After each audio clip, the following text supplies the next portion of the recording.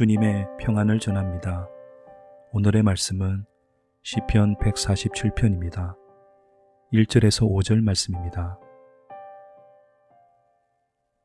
할렐루야. 우리 하나님을 찬양하는 일이 선함이요 찬송하는 일이 아름답고 마땅하도다.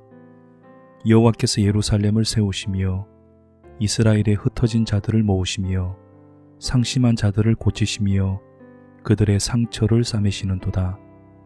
그가 별들의 수요를 세시고 그것들을 다 이름대로 부르시는도다. 우리 주는 위대하시며 능력이 많으시며 그의 지혜가 무궁하시도다. 시인은 하나님의 다양한 모습을 찬양합니다. 하나님은 별들의 수를 세실 정도로 광대하신 분입니다. 그런데 상심한 자를 고치고 상처를 싸매어 주실 정도로 세심한 분이기도 합니다. 신명기 8장에 이런 말씀이 있습니다.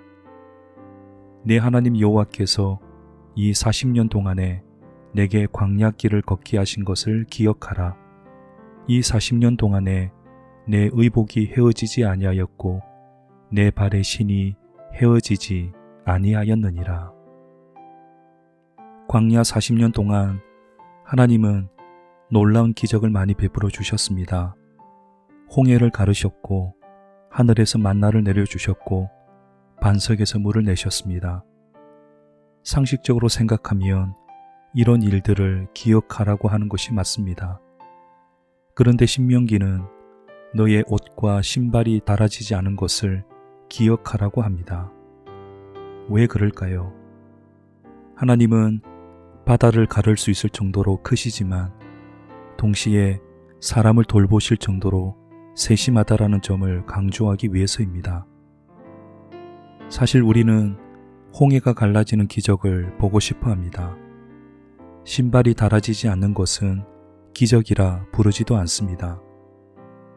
하지만 가만히 생각해 보면 광야를 무사히 통과할 수 있었던 것은 홍해가 갈라졌기 때문이 아닙니다.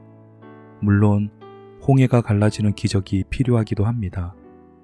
그러나 40년이라는 긴 세월을 놓고 보면 옷과 신발 같은 세심한 돌봄이 더 필요한 것입니다.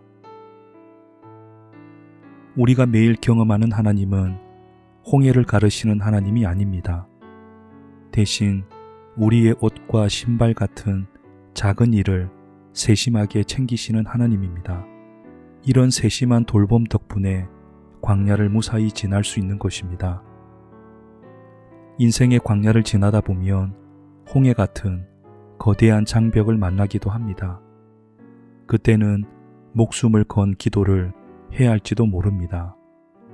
그러나 그에 못지않게 중요한 것은 일용할 양식을 공급해 주시고 우리 가족의 출입을 지켜달라는 매일의 기도입니다. 인생의 홍해를 가르신 하나님을 찬양하십시오. 뿐만 아니라 날마다 필요를 채우시는 하나님께도 찬양을 올리십시오. 올해가 며칠 남지 않았습니다.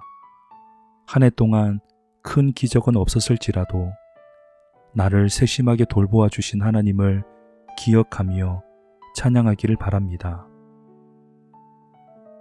자비의 주님, 헐몬의 이슬처럼 조용하지만 매일 내리는 기적이 나를 살렸습니다. 아침마다 주신 생명의 양식이 내 영혼을 배부르게 했습니다. 오늘도 나를 돌보시는 주님을 찬양합니다. 우리 주 예수님의 이름으로 기도합니다. 아멘.